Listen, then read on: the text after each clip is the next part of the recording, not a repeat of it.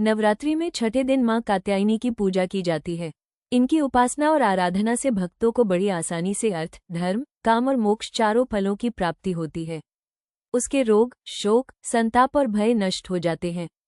जन्मों के समस्त पाप भी नष्ट हो जाते हैं। इस देवी को नवरात्रि में छठे दिन पूजा जाता है। कात्य गोत्र में विश्व प्रसिद्ध महर्षि कात्यायन ने भगवती पराम्बा की उपासना की, कठिन तपस्या की। उनकी इच्छा थी कि उन्हें पुत्री प्राप्त हो। मां भगवती ने उनके घर पुत्री के रूप में जन्म लिया, इसलिए ये देवी कात्यायनी कहलाई। इनका गुण शोध कार्य है, इसीलिए इस वैज्ञानिक युग में कात्यायनी का महत्व सर्वाधिक हो जाता है। इनकी कृपा से ही सारे कार्य पूरे जो जाते हैं। ये वैद्यनाथ नामक स्थान पर प्रकट होकर पूजी गई। मां कात्यायनी अमोघ फलदायिनी है। इनका स्वरूप अत्यंत भव्य और दिव्य है। ये स्वर्ण के समान चमकीली है और भास्व है। इनकी 4 भुजाएं हैं। दाईं तरफ का ऊपर वाला हाथ अभय मुद्रा में है तथा नीचे वाला हाथ वर मुद्रा में।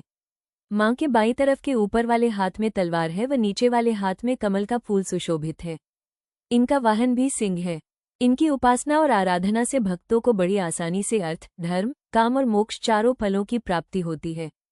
उसके रोग, शोक, संताप और भय नष्ट हो जाते हैं। जन्मों के समस्त पाप भी नष्ट हो जाते हैं। इसलिए कहा जाता है कि इस देवी की उपासना करने से परम पद की प्राप्ति होती है। मां कात्यायनी को शहद का भोग अति प्रिय है। मान्यता है कि नवरात्रि के छठे दिन मां दुर्गा को शहद का भोग लगाने से उनका आशीर्वाद मिलता है। इसके अलावा मां को मिठाई, हलवा, गुड़ या मीठे पान का भोग भी लगाया जा सकता है। या देवी सर्वभूतेषु मां कात्यायनी रूपेण संस्थिता। नमस्तस्य नमस्तस्य नमस्तस्य नमो नमः।